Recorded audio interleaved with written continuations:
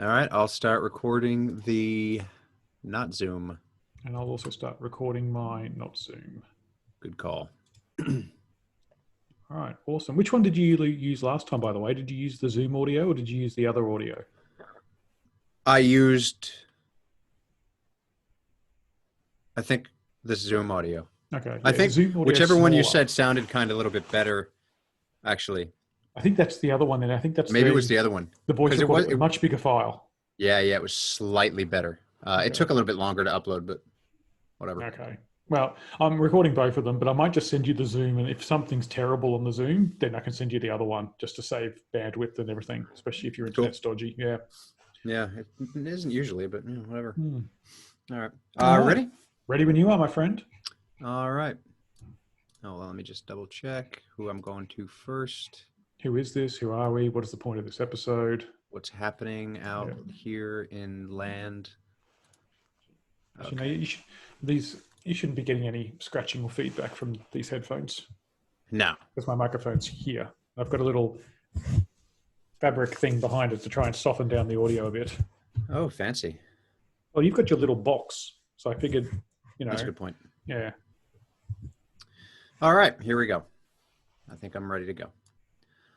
All right, welcome everybody to the Breaking the Barrier podcast. I'm Andrew. My name's Zach, and welcome to week 3 of episode 2 in season 4 of the prequels of COVID, or whatever it is that we're dealing with right now. It's all a bit mixed around.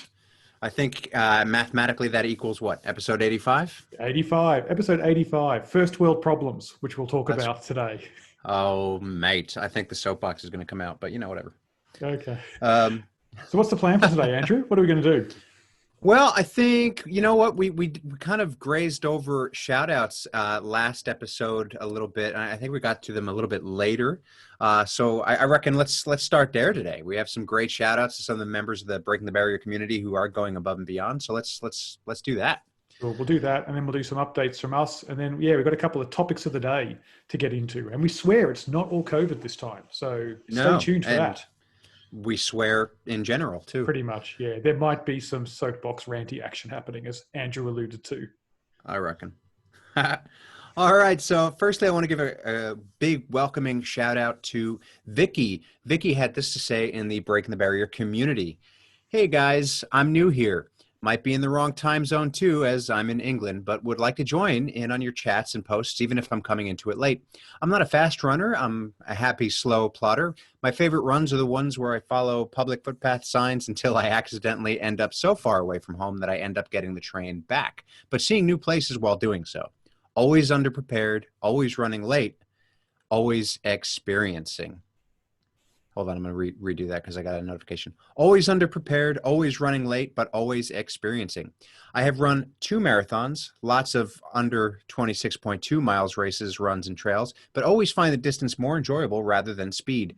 I'm a single parent, so time to spare is an issue, and as sad as I am to watch my girl grow up, it also edges me closer to more free hours of running. So please let me live through your hours of running until I'm free enough to run the hours myself. I'm not here to break records, but started listening to the podcast over working from home and constantly excited by the confidence I find myself feeling while listening.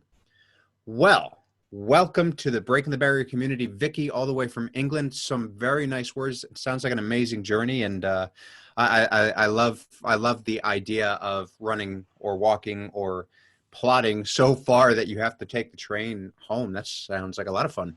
Yeah, sounds like another budding ultra runner. Hopefully we can inspire you to that at some point, Vicky, because you've got those 2 marathons under the belt, and that's fantastic. That puts you, there's a number of people listening to this podcast who are working their way towards their first marathon. I think you're showing that even when you've done 2, there's still a lot of learning you can do.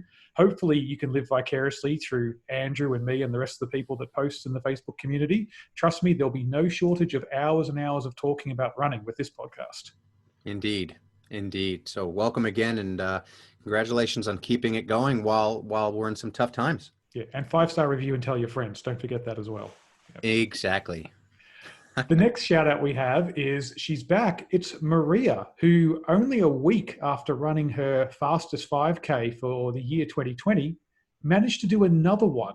And not just another little 5K 2020 PB, but a whole minute in less than a week, which she took off. So she's now knocking on the door of the 25-minute and under club for the 5K. So apparently lockdown 2.0 is making her faster. So well done, Maria. Excellent. Yeah. I find that's often the case. You go out there and you set a PB, and then knowing that you can set that PB, you have another one really quickly afterwards because you kind of come to expect what that PB was that you hit. It almost becomes your new baseline for running. Yeah, and I think with a 5K PBs are hard. Now, I don't know if this is her PB completely. I feel like she's done a sub 25 before, so this might just be for 2020. But the fact that she's been dealing with her ankle injury, and obviously, motivation is hard during the moment, at the moment, and the fact that she can run a PB in a 5K. 5K, I always tell people this: I'd much rather run a half marathon or a full marathon than a hard 5K. Yeah, hard 5Ks are hard. Yeah, which makes sense. Yeah. They're so much harder than a marathon, I think. I think any PBs you do in 2020 deserve their own little metric right now. I think it's going to be like, what's your PB normally? Well, my PB normally is 23 and a half, but in 2020, I did one in 25. So, that's basically an 18 under those conditions. Oh, yeah. Dude, if you run a 25 and under 5K right now, you can put yourself in the 22, 23 minute. Easily, yeah. That's how that works. Lockdown 2.0 is like an emotional anchor around us, just dragging us back for a couple of days. Oh, dude, I hear you. Like, I went for, I've not been doing a lot of long runs, which we'll get into in a little bit, but I ran a sub 25 5K the other day for the first time in like a long time. And like, it felt really awesome. I was like, because I haven't been running that distance in a while. So it was just like, yeah, man, I still got it. That's cool. I wanted to kill myself afterward, but legs still work. Yeah. What, killing myself? No, the legs still work. Oh yeah, they still work. But it's so funny though how that works, because obviously my PB is like 21 and change, and now running a 25 is taking it out on me. Yeah. But that's all right. That's okay. It still shows that, the body does remember how good it feels. Endorphins are the first things to come back because your body's like trying to reward you for doing the work. And then it hits you with the cramping and the rolling and the pain and the owies. But that's fine. That comes later. So rock on, Maria. Congrats on that 5K PB. The next shout out goes to Shani. So Shani did actually a Stadium Stomp virtual stair challenge. This was interesting.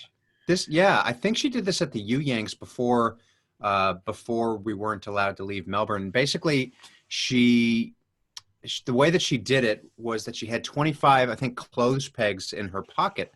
And every time she got to the bottom, so she'd go up and down, every time she got to the bottom, she would basically take one out, or basically, take one down, pass it around. 24 pegs in your pocket right now.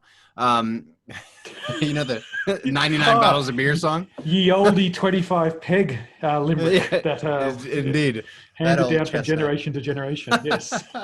But yeah, so she basically, she would come down, have a rest, and go right back up, and then this is the virtual version of the Stadium Stomp, which is where you go to places like the MCG or the SCG in different cities of Australia, and you go up and down the stairs, up and down the stairs. And so for some people, the challenge is, can they get around the entire stadium going up and down the stairs once? And then for other people, it's how many times can you go up and down the stairs in, like, I think, a 4-hour period or something crazy like that. So pretty sure Chani worked out what would it take to have done all the stadiums and then clobbed it together into like a virtual thing in her backyard. It's a pretty great. Was it in her backyard? I don't think it was in her backyard. She doesn't have many stairs in her backyard. It would be hard to do it if you're going up and down like 2 stairs. Yeah, dude. I don't know. I don't stalk our listeners apparently like you do. So you'd need a lot of pegs, according to your theory. Well, that's a good point. Yeah. Well, she said 25 pegs. What are you talking about? I have no idea. It's what she wrote in the Breaking the Barrier community. I'm just trying to make sense of it. Shani, this is on you, okay? We just deliver the material that we're given. If you're giving us the podcast. Yeah, right. You can come on and explain yourself. We always 2 years you've broken it. Yeah. Well done, Shani. What I took out of that was lots of pegs, lots of steps, a lot of sweaty action. Good job. Well done. Totally. Shout out from me goes to Steve Frazier, and I am jealous of this one. So Steve posted this in the community. Hey all, so this morning I went out for a little specificity. headed out and ran the first 16-ish miles of the JFK 50 Ultra on the Appalachian Trail. I'd heard it Wow. was really rocky and technical, so I figured it would be nice to see. It also happened to be my longest run ever at this point. After a mistaken 2-mile, 500-foot extra detour, he must have had Simon navigating for him or something. Oh, shots fired. Shout back. I still kept up my target pace. I wanted to do the 16 miles in about 3.5 hours, and I finished the 18 in a touch over 4. So very happy. Plus the amazing views. I hesitated to post this as I know many people aren't able to get out and enjoy the outdoors right now. But I wanted to share that steady training and following this and other podcast advice has really made an impact on me in a positive way. Anyway, that's all. Thanks, y'all. Well, Hey, well done, Steve. I tell you what, awesome. the Appalachian Trail is on my bucket list. I want to do that, Totally. go there, see that. I was very jealous, but also very proud of you to think that you got even a little bit of something out of the podcast to help you do that. But Yeah, especially that you knocked that off. Your longest ever run, really good time on what is probably a pretty technical and, as you said, rocky course. Just amazing. awesome. Amazing. And you know what? Don't feel bad about sharing it. Just kind of like what Vicky said, you know, especially us here in Melbourne, we will live vicariously through you and the memories that you're making and the experiences that you're having. We love to read about it. You know, it's amazing to us that people are still getting out there. Not that we're living in the Thunderdome here. We can get out of our houses, but you know, uh, certainly finding new places in nature is not an option for us right now. So I think well it's done. great. I think I'll go out for my run after this for today, and I'll probably head off down a little bit of a trail course just to, honor Steve and his efforts and everything, and try and get a little bit, like 1% of that experience he had by running on something that's not bitumen this afternoon. Nice. Yeah, good call. Well done, man. And this last shout out goes to Graham. So Graham had a great workout the other day. He wrote this in the Breaking the Barrier community. Shuffled to the local footy ground, stretched, then did 4 sprints from end to end, walking in between sprints, followed by a 1 kilometer time trial. I walked 1.2 kilometers home, and then I took the dogs for a walk. Also, I had gone for a 2 kilometer walk with my wife, a nurse who, like me, has recovered from COVID-19 and hospitalization and is trying to regain some fitness. P.S. I also have the longest arms in Melbourne from patting myself on the back. That's Well, awesome. that's great. Firstly, thank you for the efforts that you and your wife have done on, I don't know, are we calling it the front line or the last line? I think the thing I read the other I day is think that it's like, sorry. I think we're all the front line because it's everything that we can do day by day to make stuff easier. And then the And people they're who are like the serving in the hospitals, they're the last line of defense, I think that keeping that's us all such a well. cooler thing. Like if I was gonna get a label, I'd be like, yeah, man, call me the last line of defense. That is badass. That's like Men in Black. Yeah, Yeah. we are them, the And last line of defense. And it makes sense. They're there to help us when Yeah, we need them, but we can actually help them by not being there in the first place, ironically. yeah, So, yeah, so exactly. firstly, thank you for that to Mm. Graham, you and your wife. But secondly, that's a pretty full day. That's a lot of Yeah, and that's a then and then yeah. and then. I mean, It's like you think the geez, story's going to end, but it's like his workout was like that guy that we all know yeah. that you try to say goodbye to him, and he just continues to change the subject and morphs into a new topic better than anybody else. That's this workout. You keep telling stories like that, Graham, and you'll be running a podcast like this in a couple of months. Be careful. Yeah, Yeah, that's how it starts. We thought we'd start off with really brief stories, and next thing you know, we're averaging an hour 25. and that's a short episode. Yeah. So, that's a fun time. So look, Sorry, Jesus, just taking my jacket off. It's really warm in here. calm down. Yeah, Like, calm down. I'm I mean, excited to see this you. cool, man. What's the latest That's on the fun. bonk ban? Key. And thank you so much for listening to the Breaking the Barrier podcast, where we I'm Andrew. I'm going into witness protection because Zach's a little too indeed eager to see me. he's very, very eager. So, congratulations, everybody, on everything that you're accomplishing and achieving during this crazy time. So, you've been doing a great job going above and beyond what you ever thought possible. We want to see your stories. Continue to post in the community. Make sure that if you're not part of the Breaking the Barrier community on Facebook, that you check it out. Send me a link to request to join, and we hope to see you there. Yeah, don't forget to blast us a gram on Instagram at instagram.com/breaking the barrier podcast. Andrew posts a lot of stuff there from his workouts and everything. So there's also some daily inspiration you can get when you're not listening to us or we don't have a podcast out. Exactly. Exactly. So There you you go. teased it before, Andrew. What have you been up to lately since we last caught up? It's been about a week and a half, 2 weeks. How are you handling Yeah, things? it's been yeah, not bad. Look, it's I think I'm handling it as best as I can, just like everybody else, I'm doing the best I can. In terms of fitness, I'm right smack dab in the middle of a 4 week sort of shred and burn kind of thing. So what I mean by that is normally my diet is pretty clean, right? But every now and then I'll have that cheat food or that snack, or I'll add the condiment like sour cream or cheese or something to my meals. But so every now and then for 4 weeks, I'll take all that stuff out, really dial down on specificity in terms of what I'm doing with my cardio and my nutrition and my workouts, and just bring everything right in to see where my body's really at. So I'm about halfway in there, having some really good results at the moment. And so that's what I'm doing. And the reason that I'm doing it now is just because, you know what? I figure if I can do this now, this is the worst it's going to get. I mean, gyms are closed. Mm. There's nothing going on.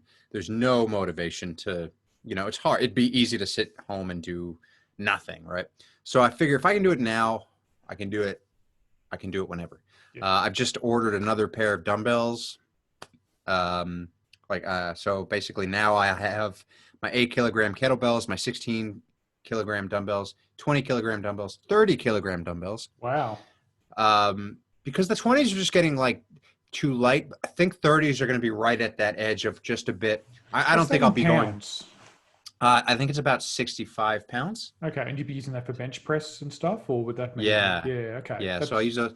And like, look, with my 20s, I can get to about 15 to 20 reps. I feel like with the 30s, I'll probably hit somewhere into 6 to 8, maybe 12, maybe 10. yeah, okay. But it'll just be good for some um, variety and shock, because I Yeah. think my body will start to need that soon. I don't, I'll use them for like one-armed bent over rows and that sort of thing. Certainly wouldn't try them with anything else like a shoulder press or anything. No, So I was about to say I'm using 50 pounders and I'm only getting like, maybe 8 to 10 reps for bench press. And yeah, and a row as well. What I do for bench press, I tend to do the same for the row, just to kind of keep the same weight and same number of reps and everything and try and keep them in balance. But there's yeah, no way I could go to 60, 65 pounds at the moment or use them for shoulder press. That's, completely different type of training, I think, which yeah, is what you're doing yeah. versus my ultra training. That's it. And no, I wouldn't. I mean, I wouldn't use them for shoulder presses. I'll use them for shrugs. You Yeah. know.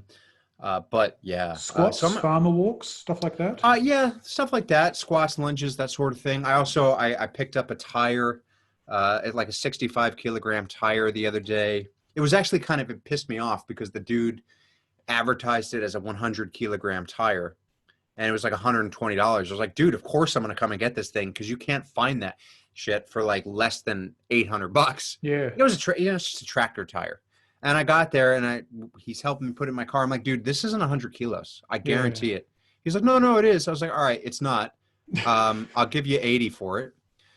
And he's like, I wasn't gonna. He's like, no, I got to take 120. I was like, all right, whatever, fine. That's cool. I was happy to do it because even if it's less than 100 kilos, it's still, you can't find these things. I got home and I put it on my scale. It's only about 65, which I had a feeling. But still, you can't find a 60 kilogram tire anywhere, like a CrossFit tire, for less than And $700-800. so what are you doing? You're doing the thing where you squat down and flip them over and Yeah. roll So them around your backyard and stuff? yeah. So right now, like yesterday, I did deadlift. Like I'll step inside it and I'll grab the rims of it and just deadlift it up. I will start doing flips. I've actually added some cement to it so that Right. I've put it a little bit heavier. So right now it's about 85 kilograms. Um, and because it's, well, concrete, actually, not cement, because it's concrete, most likely when I flip it, I won't flip it over because it'll crumble. So I'll just flip it Yeah. up and then bring it down, flip it up, bring it down. So it'll still be a great workout. Um, and it's just a different way to build strength because I really am trying to get some stuff happening right now. I'm in a shred and burn kind of thing, so I'm leaning out, so I can't really build size. but I still want to build my strength as much as I can while I'm leaning out, Yeah. so that when I'm ready to bulk up again, I I can. And I'm looking forward to that because I'll be able to eat a lot more. Not that I'm not eating well, but I'm You'd be looking able to forward lift to your more. quantity up a little bit and, Yeah, try and yeah. bulk up a So bit. Yeah. right now I'm probably eating about 2,000 calories a day, all Ooh. clean. When I'm maybe a little bit more, but when I'm bulking up, I'll probably bump that up to anywhere from 3 to 4,000 calories. Mm. And I'll try to keep that as clean as possible. Great way to do that if anybody's out there bulking up and wanting to add clean calories, just add olive oil to like everything. Okay. So, yeah. So, and that's not adding a whole lot of mass that you need to digest as well. That's just Yeah. something that's passing through your body relatively quickly. Yeah. Yeah, exactly. So that's where I'm at. I'm still with running. I'm not really doing much more than so every morning, It's a 15 good thing minute. you host a running podcast then. No kidding, right? So yeah, every day I run 6 days a week, but I'm only running about 4Ks a day, Still maybe doing twice a five. day? You were doing twice a day last S- time we caught up. Still doing twice a day, yeah. So, but they're only 15 minutes. So the first 15 minutes is high intensity interval. Again, maybe it's a light jog for a minute and then like a 4.5 minute to 5 minute kilometer. So it's not all out sprint or anything for a minute. And then the next time I run is right after I work out, lift, and that's like a 15-minute, just really easy jog. For those of you following me on Strava, those times are treadmill times. I don't have my foot pod on, so that I'm not running as fast as it looks like on Strava, which we'll get into later. So I'm not running like 7 minute miles at the moment or 4 minute kilometers. I'm more at the 9 and 10 minute mile mark at the moment, just because I don't need to be running that fast. So I just want to be truthful. So I'm putting it out there for all of you. Those are not my times. Well So done. Good. yeah, Yep. You will be I'm, rewarded for that in the kingdom of heaven at some point. Yep. I, Well I done. reckon, I Yep. reckon that's a big thing to put out there. And how's the body feeling like when you are running? Everything's feeling nice and easy, no pain. Yeah, no, everything. I had a bit of a thing the other day with my heel, but I think it was just One of those I was things. yeah, it was one of those things. I went to the osteo actually this morning just to get a quick once over. Mm. Um, but yeah, I'm feeling pretty good. I haven't had any problem with my knee or my IT band. You They're keeping know, your stretching up because sometimes when people start compensating too much on weight training or strength training, they let mm, go of the stretching. And stretching is such a massive part of running that you can kind of find that when you do go back and forth, it's yeah. like, oh, everything's a bit stiff and Yeah, no, I'm totally keeping up with that. And matter of fact, I've stepped up my um, spiky ball and foam rolling game a little bit. So I'm doing that a little bit more often because it's so important. As again, something for all of you out there to know, especially if you're working from home at the moment.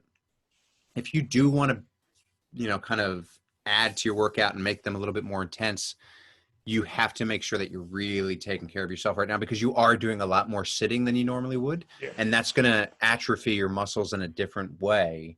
And so when you start working harder in the gym, it's going to be much easier to get injured because you're not, normally you're walking around being a little bit more active and you're basically having an all day warm up. Whereas now it's like if you're working on your computer for hours. That's a great way to put it. I am finding when I go out for my workouts, when I've been trying to get to my workouts after work, they're a lot harder than they have been when I'd have worked during the day and I would have walked to the train station, walked back from the train station, walked around at work, kept some movement. Now that I'm just sort of Mm, sitting in this chair all the time, yeah, yeah. I'm not as loose when I go to do that evening workout as I would have been. No, and I have definitely felt sometimes after sitting for a prolonged period of time, especially at my desk, that if I get up, I'm like, oh, Mm. there's my lower back, where that never used to happen before. It's also called But getting old, Andrew. Hate to no, break it to you. I'm there. I refuse to believe that. Okay.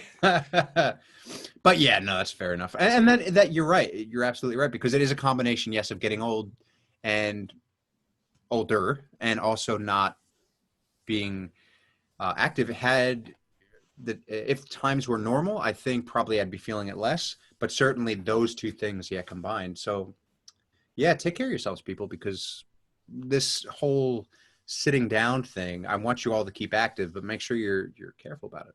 Yeah, definitely. Mm. Mm. So there you go. So yeah, Very much consistent Groundhog Day for me in terms of nutrition. Same thing every day. Same type of workouts every day. I'm not, I'm just doing that for the next couple of weeks, and I'm sending progress pictures to my trainer, and it's just that's what it is. When you want to hit a specific goal, be prepared for Groundhog Day. Yeah. There's no luxuries, especially when you're trying to go when you're working on body fat and stuff. That's very specific. You can't really mess around with that. So that's where I'm at. It's a constant grind. It's the pressure. This is where diamonds are made. Exactly. Yeah. Exactly. I Good like on you. that. That's cool. I came up with that the other day. I was trying to describe to people how hard it was at work, and someone was like, "Is it sustainable?" And I said, "No, it's not sustainable. But this pressure we're in this is where diamonds are made. This is where people who can, cope with it will come out the other side so much stronger and better than they were going in. And unfortunately, some people are going to struggle, and then we just have to make sure that we pull them out of the pressure before they crumble. Because Dude, I am making that into a meme, and we are putting that on the Breaking the Barrier podcast page. That's awesome. I like I'm that. sure I I really took like it. that. So I never come up with anything original. So someone out there is yelling at their phone right now, going, "He stole that from so and so, possibly them." Well, So in that case, shit I happens. apologize. Listen, it was such a good idea, I was eventually going to come up with it. Like even a dog has its day. Yeah, Is that how it works? yeah, pretty much. Yeah, Okay. But you just never come up with them first. I never come up with them first. No, I just Okay. remember them later after everyone else has forgotten them and then claim them. Cool. Yeah. It's a great time. But that's what's kicking my butt at the moment. This last week has just been really tough with work-life balance. So just starting work early, working straight through, finishing late, jumping on calls, after dinner, and then trying to juggle that with a whole bunch of stuff with regards to scouts. And scouts had a plan to go back to face-to-face scouting. It's had to completely rework all of that with a week's notice, and so that's a bit tough. And work end of financial year and starting off the new financial year is always tough as well. And I'm finding the thing that's suffered over the last week or so has been my strength training that I've been trying to do after work. So, get up, get away from the desk by 5:30, go out and try and do a little bit of an exercise. I just haven't done it this week. And I'm really worried thinking back to last time I sort of had a bit of an injury. What was the pattern there? Well, I didn't do strength training for a couple of weeks' time, and then I injured myself doing something else. So I'm really trying to practice what I preach and get back into that strength training and make it a habit. I'm stretching after all my runs in the morning, so I've tried to bake like a 10 to 15 minute really strong stretching routine in after each of my morning runs. But that's fine for flexibility, but that strength training of keeping the quads and the hamstrings and the back and that balance we spoke about a couple of episodes ago about ultra runners needing to have, a little bit of upper body strength to carry them through some of the races, and, your back, making sure your back's strong. I'm really worried that if work kept going like it is now for another couple of weeks, I'd really be neglecting those points. And so I'm going to try and hold myself to account over the next little bit. Yeah. Yeah. So, okay. And how are you doing in terms of like self-care, in terms of like spiky ball massages, that kind of stuff? Yeah, that's what I try and because again, my running routine's started to build, so I'm back up into like a 70K a week at the moment. I think I've done 70Ks a week this will be 2 weeks in a row, and it's been a nice slow build. And I'm trying to get to myself to a point where I'm going to go out and do like a half marathon long run tomorrow and build all my runs from this point onwards on the long run. They'll start to be half marathon and above, and try and get back into that 80 to 100 kilometers a week range over the month of August. That's to try and set myself up so that come September I can get some really, really good quality runs in and some quality days on leg, because I'm still optimistic that we'll be able to do this Ned Kelly run in late October. That's the goal that I'm working towards. And so I kind of need to keep, well, not kind of, I need to keep building my base over the next 5 to 6 weeks or so I can have a really solid September where I get 2, maybe 3 quality days on legs. And so but it's not a lot. Like it's just, running in the morning. So stretching after work, yoga poses, little bit of foam rolling whilst I'm in front of the TV at night. That's all important, but it's all manageable. It's 70Ks a week isn't that much running for me that I have to sort of stop doing other stuff to make time for all the self-care. I can kind of just fit it in right now. I think once you're up around that 110Ks a week, that's where you're sitting there going, okay, I need to make a priority decision here. Do I watch an extra episode of this TV show, or do I take that 22 minutes and go spend it doing some stretching and foam rolling? And so I feel like I'm still another couple of weeks away from having to really make those priority calls to stop the spiky ball and the foam rolling slipping out. It's still fitting in quite naturally with the routine. Nice. Well, that's why everything that I have, which I know I don't have a family living with me, so this probably isn't. Do you want one? I'm happy to No, swap sometimes, I'll be honest. fair enough. How's your wife's cooking? Is it awesome? Yeah, she's good. She's a good cook. My daughter's a good cook as well, my eldest daughter. My Cool. youngest one, her food taste drives that, that very wide line between white and beige. Anything that's in that white to beige range, she's a big fan of. Anything outside that color spectrum, not so much. Rock So on. lots of white rice, white bread, chicken with her. Whereas my wife and my eldest daughter are a little bit more adventurous. And my eldest daughter is actually quite a keen cook. Lots of baking, Cool. like I've talked about in the past. Right. Rock on. So there you go. Am I selling it? Done. Yeah, kind of. No. No, okay. Yeah, all right. Fine. Fair enough. Oh, okay. Is this? I feels like. Never mind. I was going to say something awful. Never mind. I was going to say this feels like a prearranged from like 300 years ago. Oh, do you like my family? Okay, here you go. 2 cows and they're yours. I don't even need 2 cows, mate. I'm fine that the tire is 65 kilos. I'm good with that. Okay. Fair enough. We can make a deal here. I was talking to my eldest daughter before this, and I'm like, I'm going to go record the podcast with Andrew. And she's like, oh, I started listening to a podcast. I'm like, that's great. What was it? And it's some TikTok person who's doing a podcast. I'm like, why don't you listen to us? And she's like, well, you just talk about running and doing other stuff. I'm like, we're talking about the themes of the day and COVID. This is a diary for our times that people will pore over years from now, remembering what it was like. And she's like, yeah, but all you're going to be talking about is how you can't go running during COVID and nothing interesting. So cool. When you put it that way, what the hell are we even doing here?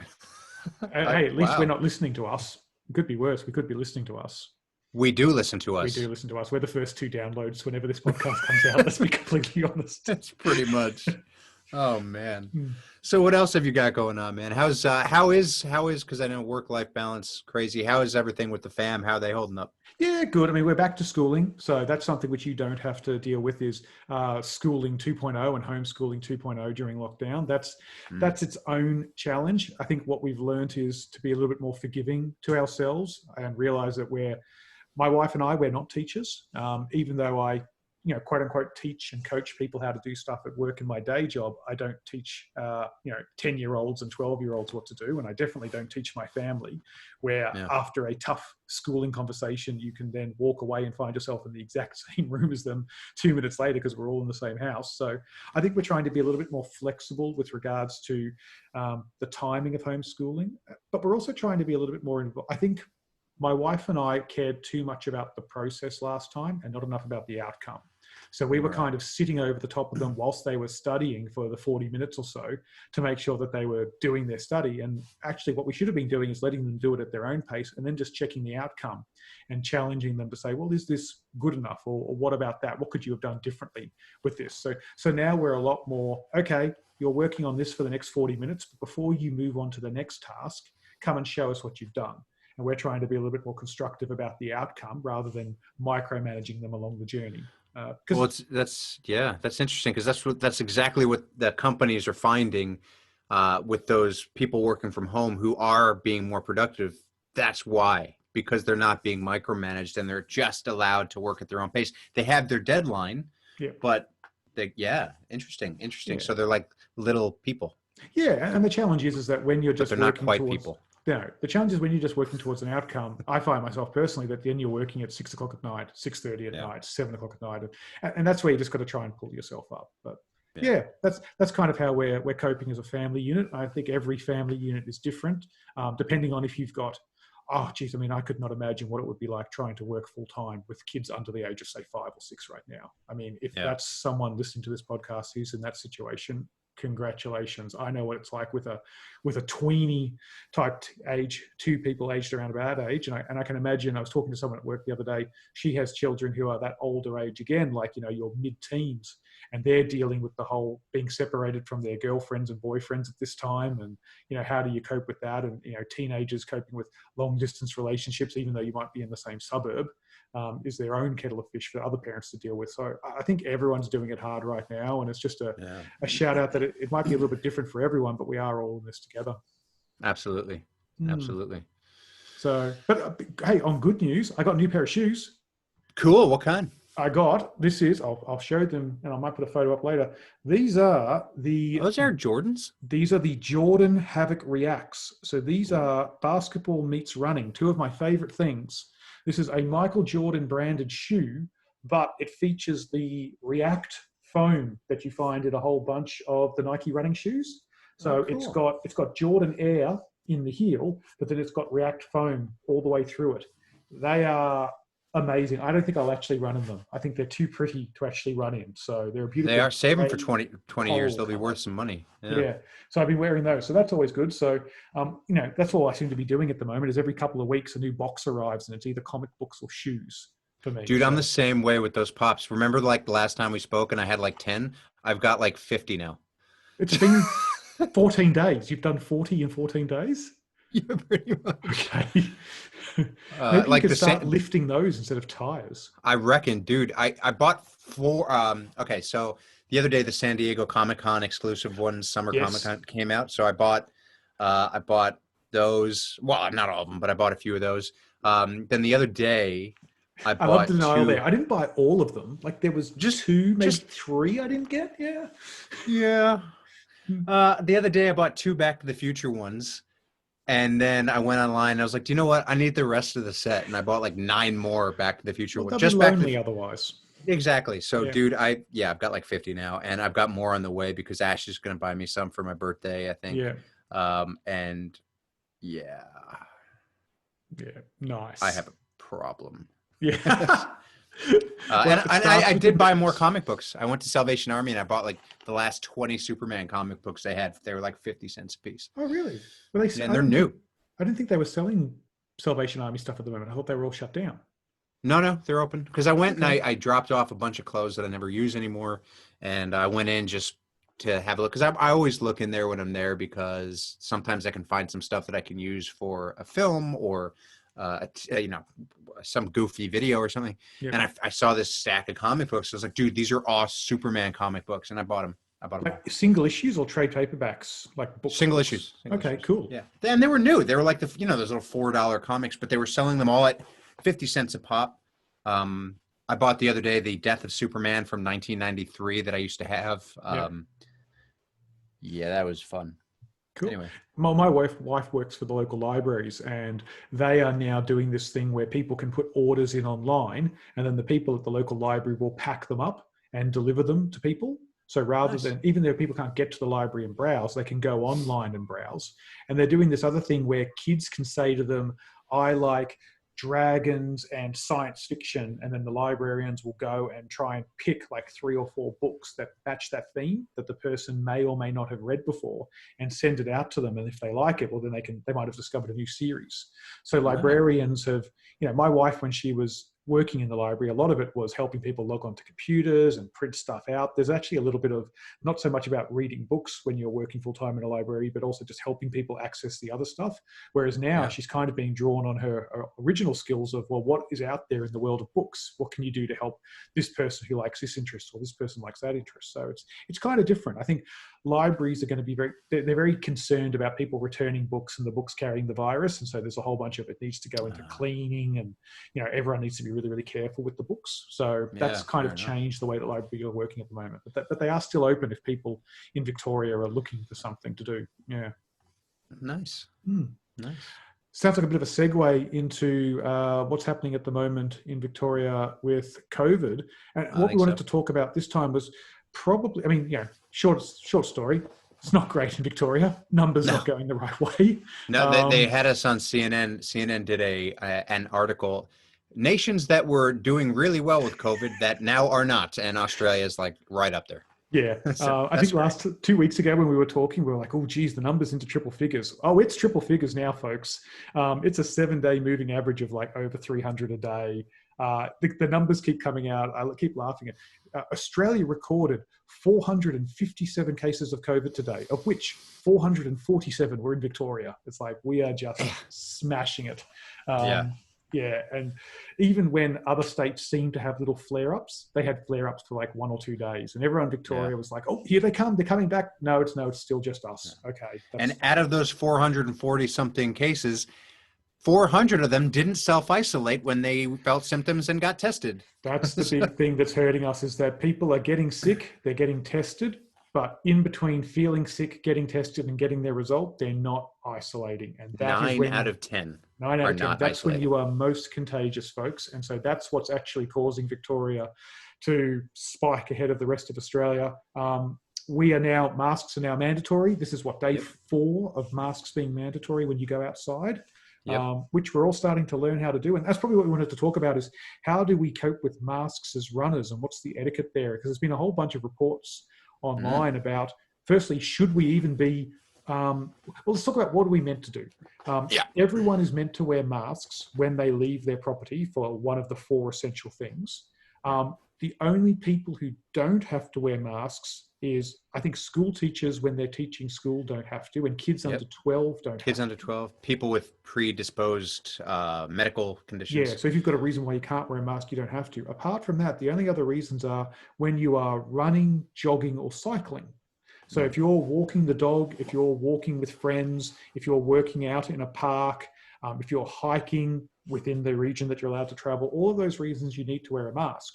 So this is a really interesting one where, as a podcast to runners by runners, we are suddenly in this exempt category where we are able to go out there and exercise in our local areas without wearing a mask. And there's a bit of debate as to whether or not we should be allowed to do that or not. Yeah, look, here's my kind of I had a thought. This has nothing to do with that, but basically, oh, great. I'm glad I did a 45-second introduction then to set you up. And then you go, I know what's more interesting? Something I just thought of, Zach. Stuff you. You know what's more interesting? Zebras or zebras in America. No, it's just about the why you should be allowed to leave the house. I was grocery shopping at the plaza the other day, and, you have to wear these masks. And it's interesting to me that the food court in the plaza is open. And let me tell you why, because I feel like that encourages you to go out for something that's not necessary. So, for example, I'm going to Kohl's in the plaza, and I see this dude with his mask off eating his takeaway food. And I'm like, surely that's not okay. Like, that's kind of not the point. Yeah. I saw a guy walking along today smoking with his mask down around his neck. I saw it, yeah. Yeah, like, I can't walk and smoke at the same time. What am I meant to do? Cut a hole in the mask to smoke? It's not going to work. That's impractical. So there you go. But yeah, back to the point I was trying to make. Yeah, sorry. In terms of running, look, I'm in 2 minds about it. Look, I feel like if you can run without being near someone, do it. If you can run with a mask, do it. Like, I know it's not ideal, but think of the chiseled faces you'll be getting because of all the sweat coming off of your face. So. Yeah, I wore a mask I went for a walk this morning for about an hour and a half, and by the end of it, it was damp underneath that mask. My beard and my mustache was just this funky sort of, And that raises another interesting point, is that it wouldn't, I guess, be economical to run with a mask if you're somebody who's running every day. Because A, masks are getting harder and harder to find, and B, let's be honest, they're getting more and more expensive. They are. Having to make your own, or buy them from different areas. Like, I'm looking at a whole bunch of different options right now. The little blue disposable medical masks you work. I don't have a huge beard. My beard is quite closely trimmed compared to some people, but it doesn't really sit properly on that. I can imagine if you had a big bushy beard, you'd almost need like a feed bag that they have for horses, and you kind of dip the whole thing in and wrap it over to keep it safe. Yeah. It's tough. I hear a lot of people saying, I can't wear a mask because of asthma. And I'm like, that's cool. But if your asthma is that bad, maybe you shouldn't be out in public running anyway. You're probably more of a risk factor because of that reason. It's a respiratory disease. Respiratory, not respiratory. I emphasize the weird part in that. But again, you can't really tell people not to go out and run, because people don't like being told not to do stuff at the moment, Andrew. I don't know if you've noticed that. No, I haven't. I haven't noticed that at all. But it is a tough one. I don't know what the answer is. I think if you can run without being... Yeah, like, could you do your workouts with a mask on? Mine? Yeah. Yes, I could. Because I'm not trucking along at a 5-minute K or going 20 Ks either. Funnily enough, funny that you mentioned that, I actually ran with my elevation mask the other day. Yeah. I'll put a picture of it on Breaking Barrier. But Um, yeah, I don't know, but I, and I don't know if I knew that I was doing long runs, what I Hmm. would do. I feel like I'd probably look. I'll be honest. I feel like I'd probably follow the. You don't have to wear it if you're running, but I'd also stay the hell away from people as best as I could because everybody's out at the moment walking, so it's Yeah. hard. I think that's where Uh, I've compromised over the last week or so, because even though the masks haven't been mandatory until Wednesday or Thursday, we were mm, told a couple of days beforehand, this is coming, get into the habit of it. And two things have been happening. One, as you run past people, which to your point is have been happening a lot, mm, even if you don't have a mask on and you don't have to have a mask on because you're running, people that you're passing are now starting to look at you in a way that's a little bit different than they were 2 weeks ago because they're yeah, wearing a mask and you're and you're not. not. And Yeah, so one of the things that I've seen a bunch of people online talking about is, those buffs you can get, those running buffs, yeah, yeah. I've seen that wear, talking wear spoken about. those Yeah, around your neck. And then when you go past someone, pull them up over your mouth just whilst you're passing, I leading think up to that's a someone and take it down afterwards. That's a bit of yeah. etiquette we could do. Yeah. It's a great idea. I mean, look, there are a lot of runners who are used to running with that stuff in the winter anyway. Yeah. Um, and That's why I so I grew a feel like, beard. I grew a beard so I didn't have to wear that stuff over my face. yeah, well, there you go. So I feel like there's a lot of people who would normally run with masks on, maybe sometimes in the winter, at least a little bit, who are saying they don't want to wear one now solely because they don't want to be told what to do. Yep. But yeah, I really, I do feel for the people that have those conditions where they can't and they get those looks, Yep. um, because I, I am worried that it's going to create, and this is extreme, but some kind of divide between people who are pro mask and anti mask or whatever, or just pro mask and not wearing masks because they're running. And I feel like it's, especially in this day and age, everybody's so just ready to pick a fight or to disagree or to you know uh, go against the norm or tell you that you're doing something wrong. I'm so afraid that it's going to end badly for some people. Like, why aren't you wearing a mask? Because I don't have to. It's my God-given right not to. Let's fight. All right. I feel like that's going to happen Yeah. if it I hasn't was already. Yeah, I think it absolutely has happened already. I was reading online that people were saying they have been shouted at from cars and yelled at because they are running without a mask, and people in Yeah. cars have been yelling at them, "Why are you doing running without a mask?" And Yeah. that's at that point, it's not the time to get into the discussion No. about the government legislation in paragraph 7 Yeah. says, "Sorry, it's past that point. You've got someone And who that's is it. aggressive enough to yell at you from a moving vehicle." That's You it. know, And you know what? You can't even do you shouldn't be doing that anyway because there are plenty of people who actually do have those medical reasons why they can't wear a mask. So you don't know. Like, it's if you're passing somebody who's not wearing a mask, then look, I like to believe that chances are they're not wearing a mask for the right reason. That said, I saw somebody in my neighborhood walking around without a mask yesterday smoking, like no mask down, just no mask at all yeah. anywhere to be seen. So I'm like, well, that's obviously not a medical condition. Hmm. Yes. Addiction, I guess, but It's kind of like, and it's a bit of a parallel. And when people say, "Hey, don't judge me because I'm parking in a handicap spot because I don't have an obvious disability," you can't tell right, what's going on. I might right. have something like a neurological condition or MS, Mm, which I might be having a good day, but guess what? This is something I live with. We yeah, can't tell if someone that we go past who isn't wearing a mask is not wearing a mask because they don't want to for whatever reason, or they can't yeah, for a physical reason. And I think this is kind of where we need to make a decision. Do we believe the best in people and trust that they're not wearing a mask because they can't? Or do we want to be negative and assume that they're not wearing a mask for whatever reason that we might associate yeah, with being selfish or not smart enough to do it? We're kind of at a bit of a tipping point, and how you react to that is going to be yeah. interesting. I think I think that most people are not.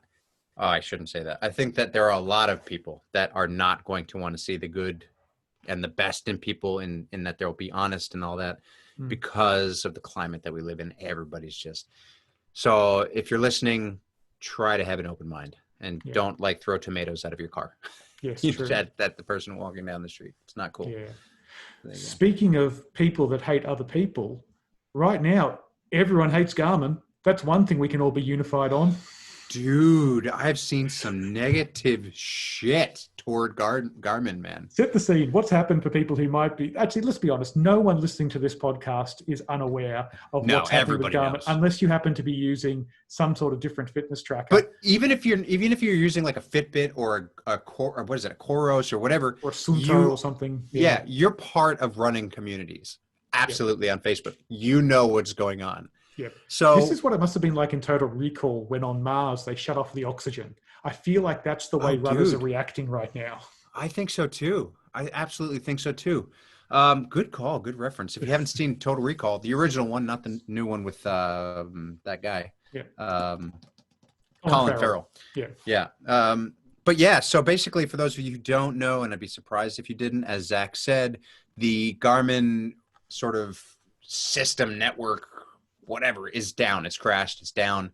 They're trying to fix it. It's apparently down for maintenance, they're trying to say. Well, they tried to I say don't think that that's the case. it was down for 4 hour maintenance, and that was about 48 hours ago. So Yeah. it's not looking great.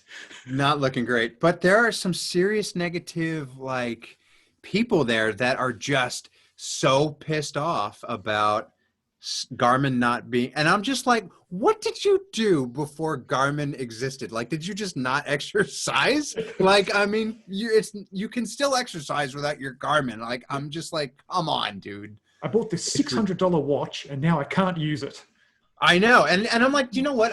I've had a Garmin for now 4 years, and I've never had a problem. Yeah. But you know, this is my thought. I have a feeling that the reason that it's gone down is because guaranteed so many more people have purchased or are using their Garmins because of what's going on right now, and the fucking system, just like the internet, is crashing with all the extra traffic.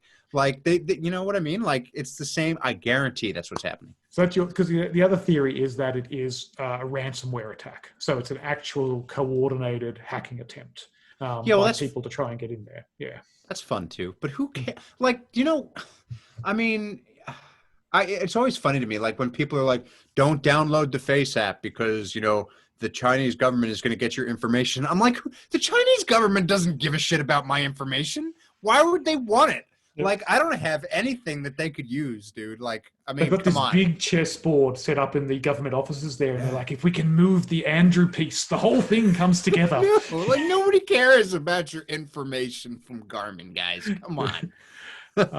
I mean, the reason why, I mean, firstly, for Garmin, Crisis Management 101, don't lie. Don't If lie. the thing's Yeah. gone down, don't tell us it's maintenance, and don't tell us you're on top of it. Like, just tell the truth, people. That's Yeah. just a good, if you're caught, come out with it. The lie is always worse than what you did. Secondly, why would someone want this data? It actually speaks to what Garmin do beyond just, you know, taking stuff off our watch and giving it back to us with a pretty picture. It's about the fact that they also run airtime, maritime navigation systems. There's also the mere fact that if they can get into Garmin, they can get your password.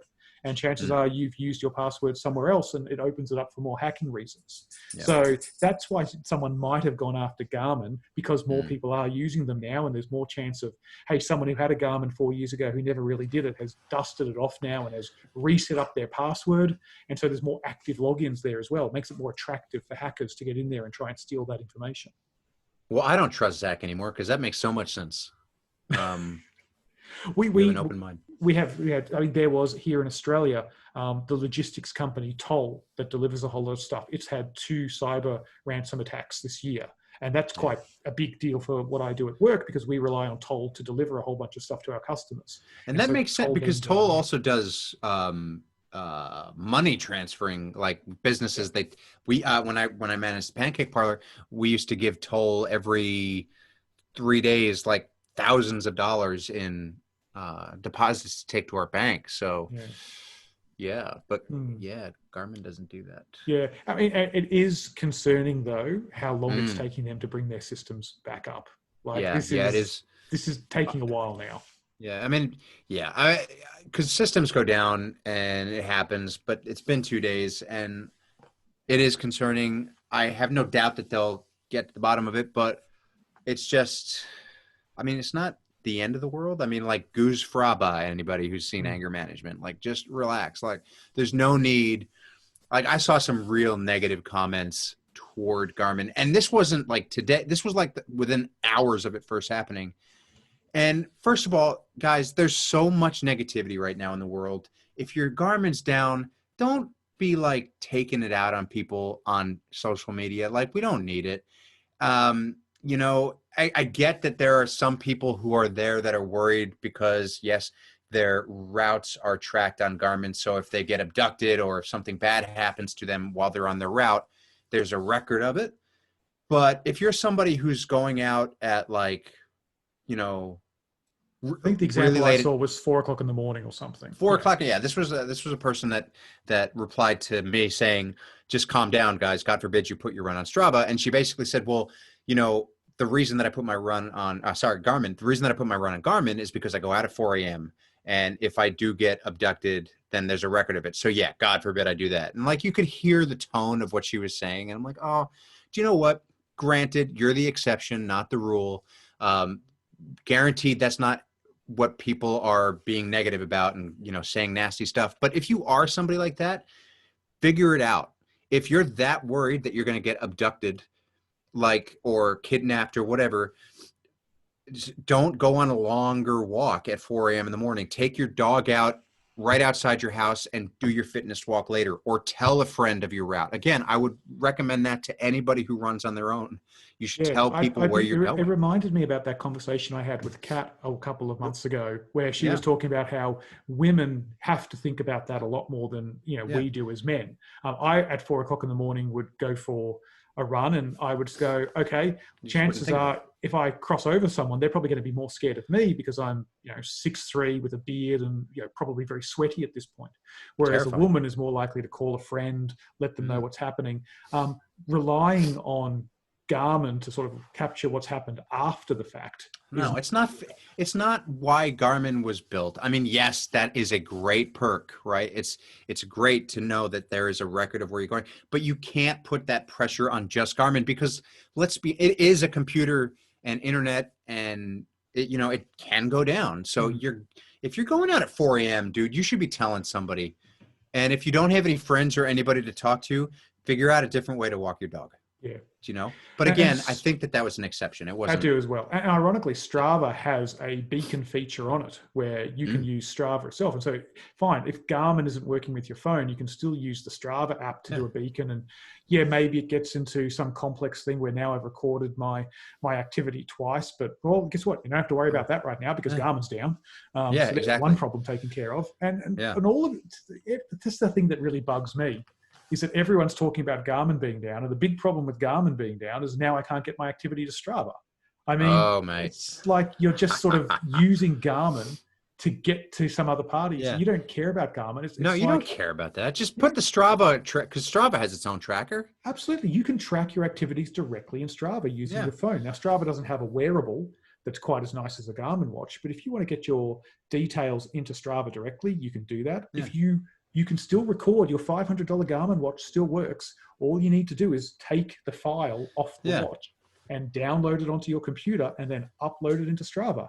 That's as long as you're not abducted. Anyway. If you're abducted, you can't do that. Obviously. Exactly, true. And then when you do resync your device again, Garmin's going to be up to date. And listen, I understand there's going to be problems here, but how often are you running over the next, let's assume this thing gets fixed in the next day or two. At most, people are going to be like the most keen ultra runners I know, maybe run 3 times a day. We're talking about a dozen activities they're going to have to sort out. If other people, if you're micro reporting everything you do, up from couch to toilet, back from couch, okay, you're going to have a problem. Maybe you need to look at yourself a little bit closer if that's the case. But apart from that, just chill out a little bit. You can still get your activities to Strava. You can record directly on Strava. Dude, after the first day, I saw this one dude, like within a couple hours, comment on Garmin's site, because they apologized that the thing was down. And he's like, it's been X amount of hours, guys. Let's get this taken care of. And I'm like, you can tell what tone he's in. And I'm like, shut up, dude. Seriously, if this guy hadn't demanded we put it back up, we wouldn't have bothered. We were going to go down to the pub. Thanks for, I know. We've got priorities now. Shut Thanks, random up. internet person. let's get this taken care of. You're not the CEO of Garmin. Shut up. It reminds me of Trump telling them to come up with the vaccine faster because, no, guys, we really need it. I'm Oh, not talking about okay. Trump on this podcast. We thought it was just a nice to have. Now that you've wanted it, we'll get straight onto that. Yeah, Random guy on exactly. the internet wants it, folks. Let's do it. Exactly. Big Um, shout out to Garmin though, because they did post. Um, they posted something funny. They were like, "Yes, we did try turning it off and on again." That was yeah, pretty funny. they're Yeah. playing with house money right now. They can't make it any worse. So the best thing they can do is just be in it for the memes. Screw with it. This is Yeah, where they can win the social media war. Yeah. that's right. That's right. Um, and that's There you go. probably the fact that everyone's wanting to use this to get to Strava is probably time for your regular reminder that Strava is still evil. Strava is still not something you want to be using, people. Yeah. So okay. Well, Zach, I'll let you intro this because you brought this one to my attention, but I thought this was very interesting and it creates some very yeah yeah. Go So, for it. I mean, for those of you who maybe haven't gone back and listened to the entire archive of this podcast, I was on an episode once called The Problem with Strava, which was talking about, at the time, my obsession with Strava and how I was finding Strava was taking over my life, and every recording I was doing for Strava, justifying a lot of what I was doing on Strava, and the fact that I was concerned about how it was starting to actually impact relationships I had in the real world because of what this virtual leaderboard was doing online. Yeah, A because you couple did of specifically talk about I your did. relationship with other runners. I did. I was concerned that other runners would be seeing what I was doing or what I wasn't doing on Strava, and I would be doing the same to them. And consciously or unconsciously, it would introduce something to the relationship that probably didn't need to be there. Mm. And so a couple of months later, I went off Strava. So I haven't not been on Strava for 4 months or so, 4 or 5 months or so at this point. I no longer sync my activities to Strava. I no longer have the app on my phone. So I don't use Strava anymore. And it has been, it's kind of like one of those people who says, no, you should really quit heroin. It's great if you quit heroin. If you quit Strava, it's been Okay. great. It's been good. Like, I don't miss it one little bit. The only people, there's like 2 or 3 people who I'm happy to share my activities with. I can get to them on Garmin Connect. They can, when it's up and running, of course. I see what you did there. But we can see what we're doing on Garmin and so forth. But the runs are more about me, and I'm finding I'm enjoying runs by myself a lot more because I'm not feeling that pressure to share them on Strava. Yeah. Meanwhile, everyone in the world is now doing more exercise, and Strava has gone, possibly bad timing given the way that most people get to their service is down right now. But Strava has just said, you know what? Fuck it. Let's bring on the apocalypse. Let's do this. We don't feel like things are bad enough at the moment. People are still kind of managing to get along with each other. Let's see if we can really turn this up to 100 and really make things bad. You all have been joking about Mad Max. We're about to make this real. So Strava has decided to introduce something called local legends. And local legends is a new thing on the leaderboard, which for particular popular segments, they will now award a virtual crown to the person who has competed on that segment the most over a rolling 90-day window. So what that means is, if you've got a local running track near your area that you go to every day or every second day, you have a chance of being crowned the local legend because you have used it the most over that period. So this is no longer about you being the fastest on a particular segment. And this is no longer about all segments. This is only about really popular segments. We are now pitting ourselves against our neighbors and our friends and our fellow runners to win this new local legends badge, where I can see people getting out once a day, twice a day, twice a day for longer and longer, trying to get out there and get the most activity on this thing and then having to hold it. You can't just win this and hold it forever. You've got to keep it going on a continuous basis. It's a rolling 90 days. If you slack off for a week, someone You're else done. can come in and get it. I mean, this is going to turn us against each other. And this is what historians will turn around and say, this is what did it. It wasn't, And it's just like, yeah, I don't even like gasoline on a tire fire. That's I what don't it even is. like the name, dude. Like the name just pisses me off. Local legend. You know what? Local legends. It sounds like one of those shitty spin-off video games of like Marvel or DC where you Yeah. get to play as the characters that nobody gives a shit about, Yeah. like Captain Atom. You know, do you know what I mean? Or Captain Adam like, was DC, and actually he oh was yeah, and it's actually quite interesting because one oh time in god, Cap. Anyway, I'll take that one offline. I'll send you the comic book. It's quite cool. fair enough. Yeah. I like it. Okay, well then Um, Panthera then. Done. You Yeah. know, like nobody cares about like that's what this sounds like. It's such a it's like hey, Strava office, give me the first thing that pops into your mind for this new thing that we're going to make people hate each other with. Yeah. Local legends. Cool. Because the problem with the king and the queen of a particular segment is once someone has set like an awesome PB on that, it will never change. You will have Yeah. that PB forever, Yeah. unless you accuse that person of cheating and riding a bike on a running route or something. People are never going to get dethroned at a certain point. So Mm. this local legend thing will always be changing, and so it's going to create this feeling of if you are a local legend, well now you can't back off because if you lose it, what does that say about you? If you were a Mm. local legend and then suddenly you didn't go out, God forbid, for 2 days and do a run, and now you're no longer the local legend, well, you're basically a loser, aren't you? Yeah. You're a loser who's stuck at home and can't do anything because of the pandemic, and you're a bad person who's done bad things, and you should be punished. That's what Wow. Strava is telling you. Strava is asking you to go up against the same people right now who are probably dobbing you in for putting your bin out and leaving your property. They're probably telling you off because you've got 6 people at your house and you should only have 5, which is going to be a problem for people who actually have 6 people in their house. I know Daryl needs to think about getting rid of one of his kids right now because they've got 4 kids and him and his wife, so they've got to get rid of one to get them down to 5. So these are people who are being dobbed in for all of that, and Strava has gone, you know what, let's make them do it about running because we're not obsessive about that as it is. I think Yeah. this is a bad idea. Big thumbs down from me. And I probably would have Absolutely. said that. I don't know. I would have. I think this is the problem with Strava. Strava is addicting. I reckon 6 months ago, I would have loved this as an idea. I would have gone, oh, well, that's fantastic. I run this local route every day. I'll be the local legend. And then Daryl would come along and say, oh, guess what? I run this route with Zach as well. That's fun. And then I take a bit of time off, and then Daryl takes over being the local legend. And now all of a sudden, I'm resenting Daryl. And then I come back and I'm running, and all of a sudden, my running life partner and I are in a battle for some stupid local legend badge on Strava. It's not helpful right now. And I just can't see it driving any good behavior. If you're running in a route where there's like lots of strangers and you don't know the other people, maybe it's enough removed that you could kind of get away with it. I think if you're running a route with the same people again and again, it's going to be bad for real world relationships. And I just think it's Good point. bad for individuals. If you suddenly was a local level legend for a week or so and then you lost that, you can't tell me people aren't going to feel bad. I know I would feel No. bad. I know it's a silly And thing, but I'd feel bad.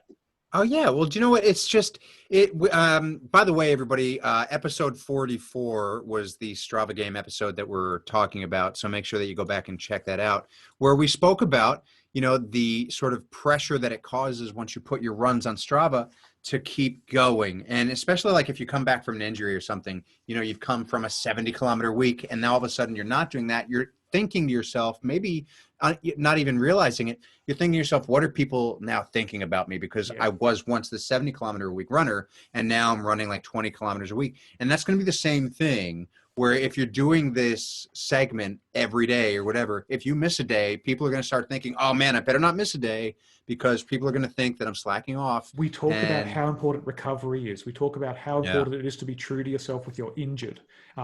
Consistency is important, but so is knowing when to rest and knowing not when to push it. And also, variety is the spice of life. Go and try different routes and try yeah. different And places. do you know, for like the average sort of person getting into fitness, I can see how this is a cool thing, because it will get you into wanting to push yourself a little bit further. I But can't. to I those, disagree with you. I think if you're getting into fitness, you're going to look at it and go, what does it have to be a local legend? Oh my God, this person has ran this section 120 times in the last 90 days. What is going on here? I can never compete with that. I, no, that's I, fair. I don't see how That's it's going to fair. help at all. No, that's fair. I mean, I guess I can look at it and think, there are people out there that will just look at it and uh, I don't know, man. I was going to try to compare it to like gaining points on your like frequent flyer card, but then all of a sudden I'm thinking, oh, well, that just encourages me to spend money that I don't have. Just kind of like, I mean, I don't know. I mean, I guess I can see where their thought process was to get people more and more active, but yeah, it's just, you're right. It just breeds that competitive thing that non-competitive runners don't need. people, I don't know. There are so few, I think, people in that sort of category that are seasoned runners who aren't massively competitive, who aren't massively silly when it comes to overtraining. Like there's Yeah. like maybe out of 10 million runners in like Australia or whatever, there's maybe 5 runners who are smart about Yeah. And it. are So chill and relaxed and like, oh yeah, yeah, whatever. Yeah. right. The rest of So us are not. We're type A yeah, personalities who obsess that's about it. stuff, and running long distances and ultra runs and marathons rewards an obsessive personality. And it's Mhm. a certain type of person who is attracted to that sort of thing. And Yeah, this is, listen, it's really smart by Strava. I can see why they do this. It's catnip yeah, for runners. It's also a yeah. reminder that they are an evil, evil corporation. Cool. I mean, they're already, they're charging people now for subscriptions. They need something to make it stickier. And I think Yeah. if you were someone who was using Strava and you're like, well, I'm never going to get a PR in any of these segments, and I don't really need to use it to track what I'm doing because Mm. when Garmin's up, I can see it there. So what's the point of me paying $9.99 for a Strava subscription? But the Yeah. second you're a local legend, oh, you're paying that Oh yeah, that's $9.99 fair. without a doubt. You'll I never mean, leave that. I'll be honest. I haven't really like I still sync my stuff to Strava, but it's like just because I haven't taken it down. I don't check it every day. But I mean, I can see Strava. It's useful because it's a great running log to look back and everything. But I don't think people use it for that reason anymore. No. Well, I think a majority of the people don't use it for that. I'm sure that there still are. Like for me, every now and then when I do go onto Strava, it's to check like a PB or something or where I've come from years ago to where I am now. Yeah. But yeah, I think that And the there's Strava yeah. interface is quote unquote nicer than Garmin's. I will give them that. It is Ah, a yeah. I cleaner don't like interface. The yeah, insights are better. Yeah. I don't like Garmin Connect. Yeah. The second you I go don't beyond your personal run and you want to look at anything, Garmin's a little bit. Strava is absolutely nicer from that perspective. Here's a But fun thought. Garmin's going to come back when it gets up from maintenance and look exactly like Strava. oh, that would be amazing. Like Can you I'm positive that there's stuff that Garmin could do that they're not doing because they'd be accused of ripping off Strava. Oh yeah. They But tried to they're all the do. same now anyway. I know. Yeah. Do you know? I mean, at what point, Strava's not actually not that big a company as you'd think. You'd sit there and go, we're all talking about Strava. Why don't they just buy Garmin? They're actually not that huge. Like they need the subscription dollars to sort of survive now. They are at a critical point in their Yeah. lifespan. But I also don't think Garmin's big enough to just buy them either. And the problem with Garmin buying them is that all of a sudden you'd then be shutting off every other wearable person. So Strava Yeah. kind of needs to stay independent. The second it's bought by one, it helps. And Garmin right now as the market leader would probably be like, yeah, well, we're happy that Strava exists because we tend to get 8 out of every 10 wearable sales right now. Yeah. Yeah. Mm. There you go. Interesting. But yeah, I'm down on it. If that didn't come through, was I a little subtle there? I was maybe No, I no? think that was like that might have been like that was intense. Okay. That was cool. I'm just I liked when you disagreed with me. That was cool. I think that was the first time that that's happened in like 20 episodes. cool, awesome. That's good. Well, I can find many reasons to disagree with you. I mean, I'm you're sure you wrong can, a but you never lot. say them. Oh, you I Okay. know. I'm wrong like every day. All right, I'll start challenging you. Yeah, I think we're comfortable enough now that we can get away with that. So I'll Oh try yeah, to start like pushing you a little bit more. I can't wait until we get into like a fucking argument and we just like hate each other by the end of the day, and then it's gonna be great. I think the listeners are gonna love it. Absolutely. That's what they're waiting for. That was a Oh yeah, tease of what it could get to. Yeah. totally, totally. We'll find a segment and we'll go local legend. That'll do. Yeah. Okay, that's funny. Breaking Yeah. the barrier legends. That's great. Breaking the legends. All right. Do you have anything else? No, man, that's it for me. I think we covered quite a bit today. We did get to quite a bit. What's the clock say? How long have we been going for?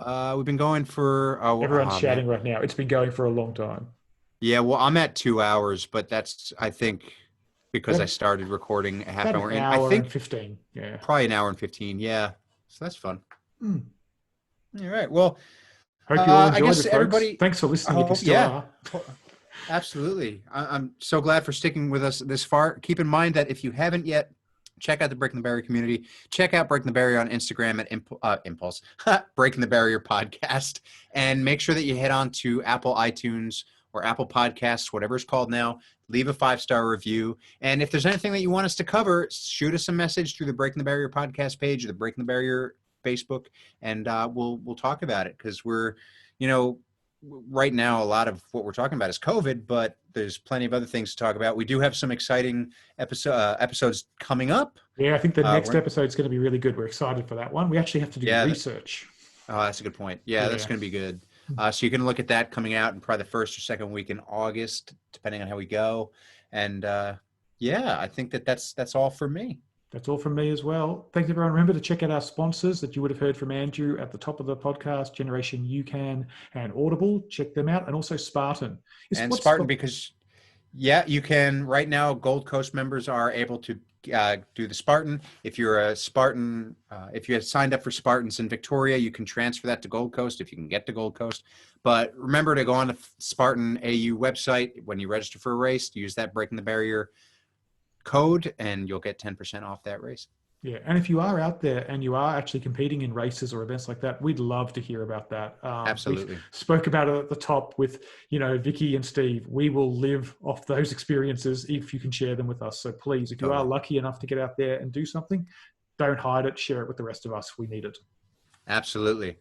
All right, everybody. Thank you so much to listening to the Breaking the Barrier podcast, where Zach and I hope to inspire you to go above and beyond what you ever thought possible. We will catch you next time. Nice.